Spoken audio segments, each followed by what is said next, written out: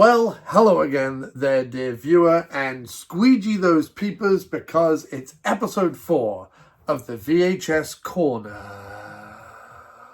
Today we're talking about the first feature film of director Douglas Schulz, who is known now for a dark trilogy, Dark Heaven, Dark Fields, and The Dark Below, which I believe he's following up very soon with The Dark Trombone, The Dark Canvas Porch Ornament, and Dark Darkington P.I. So we'll all look forward to that. Yes, it's the movie that has the dubious honor of being the last film of star of Dawn of the Dead and Basket Case 2, David Emge, but sadly not the last film of director Douglas Schulz, although it would be 10 more years until he would make his second feature. I guess he needed distance. Don't we all, Dougie? I speak, of course, of the film Hellmaster. Does that look like it's my face? It better look like it's my face.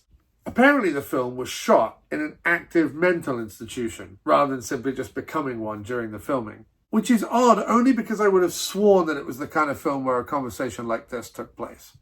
So we've got a couple of office rooms, a kitchen, an archway. That could pass for a school, right? But it says here in the script that the mad scientist does his work in tunnels. Yeah, that's right. Well, do you have any tunnels? Well, we've got the gateway to a tunnel. You do, a gateway. Well, you know, the archway. That could pass for the gateway of a tunnel, right? Right, but you don't have any actual tunnel. Well, you could blag a corridor, maybe? Because the way it was shot did not allude to them having the run of an entire mental institution. The plot of this film reads like the deluded burblings of a drunk otter. Part of a secret government eugenics project, crazed biochemistry professor Jones, played by John Saxon, committed terrible crimes on his college campus in the late 1960s before one of his colleagues burned the college down to put a deadly end to his spree.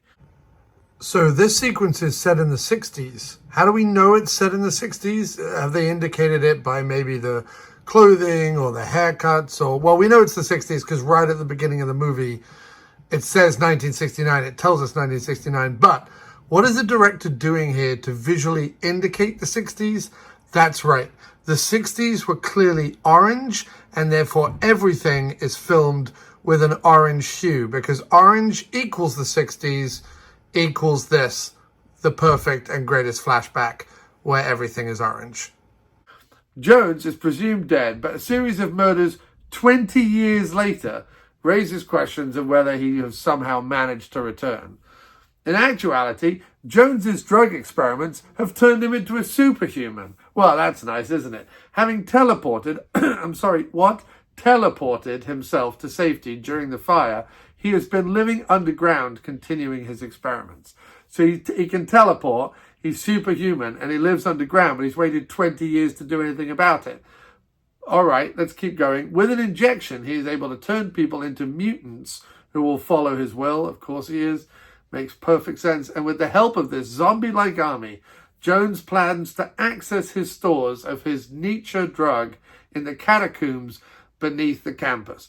So he's waited 20 years. He's been living underground. The shit he wants is underground, but he comes above ground for a couple of days, wakes an army of mad zombies, and then everyone runs around a corridor for an hour, basically. Standing against him are 3 people. 3. A psychic, a reporter, and a woman who has already survived one supernatural attack. The psychic determines that she herself must take the Nietzsche drug so that she can face the mad professor and his mutant slaves. I mean, what a delightfully gonzo stream of consciousness, load of old joyous claptrap. I mean, give Schulz an award for making a run-on sentence a movie.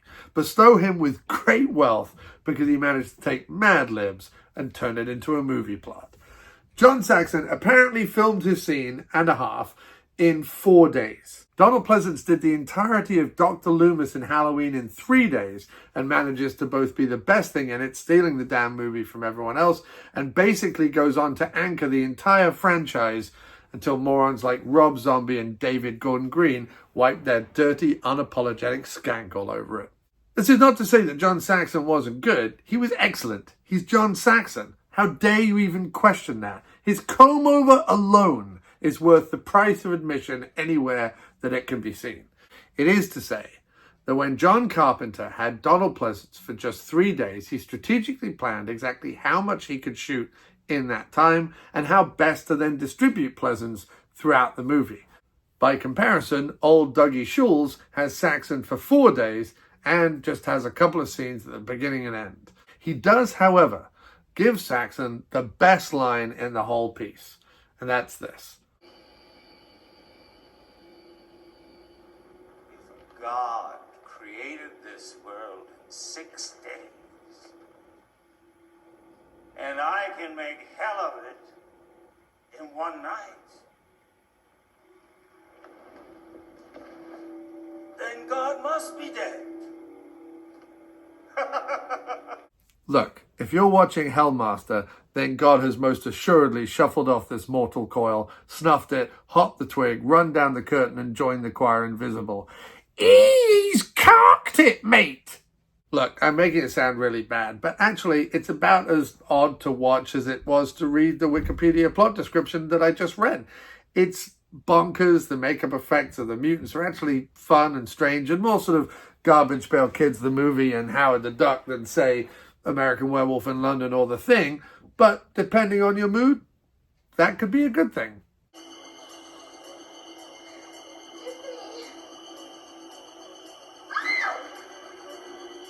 Hello. Remember me?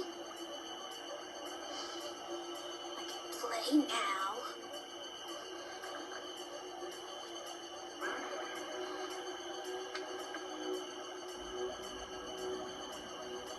Papa.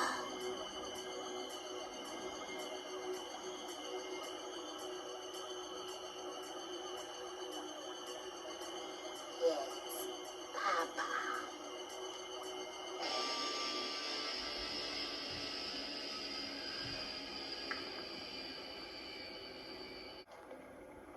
Oh, my child, you are madness.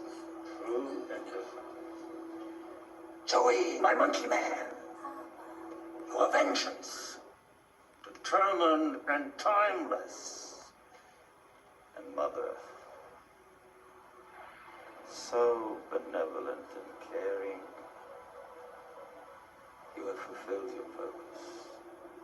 The bizarre attempt at giallo lighting sort of just makes everything hard to see or sort of vomit-coloured.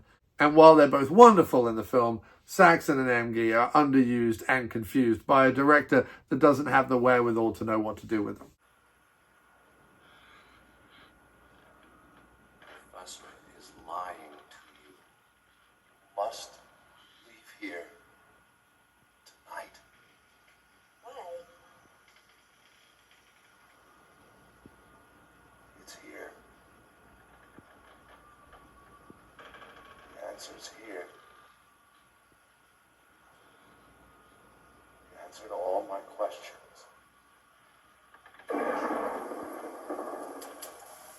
Thank you, operator. Would you keep trying?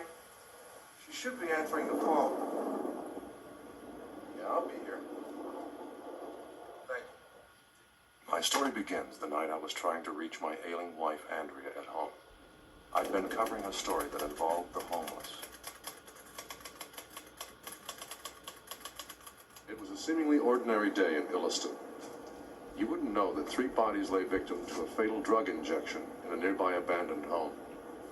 You wouldn't know that a dozen other such homicides have occurred in similar fashion in similar locations. I enjoyed this for what it was, a very schlocky, low-budget, first-attempt horror movie with appearances by 2 B-movie masters, but I'm not sure that I could fully recommend it.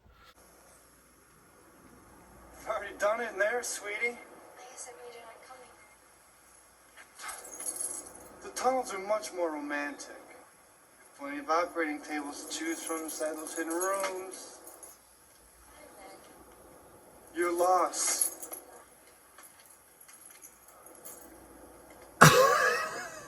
Is it worth checking out if you fell over and hit your head on the VHS that had just been casually discarded in a ditch, which just the night before was being used for such unsanitary carnal pleasures as to be dangerous to a second pandemic? Then sure, pick it up, wipe it off, and give it a go. But should you, Indiana Jones style, take off into the harsh and unrelenting world of online VHS selling just to track yourself down a copy?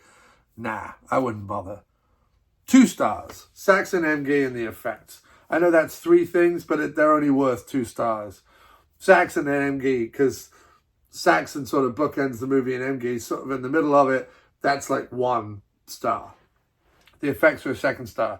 Weirdly, however, it is a keeper. I don't know that I want to get rid of Hellmaster, and I don't know what that says about me. I feel like I need to show Hellmaster to other people, and I think it's because it's Saxon and Emge, and I have the other 2 movies that Emge is in. I mean, he was in much smaller parts in 2 movies prior to Dawn of the Dead, but in terms of his horror, modern horror work, it's Dawn of the Dead, Basket Case 2, and Hellmaster. So it is a keeper, but it's just 2 stars. I don't know if that makes any sense to you people out there. It makes sense to me in here, and that'll just have to be good enough for you.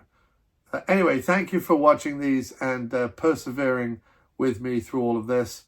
Follow, hit the like, smash the subscribe, grab inappropriately any of the buttons down there except the thumbs down one. Leave a comment, do all of the things that will help people find this channel. Tell people about it, share it on social media, things like that. Your loss.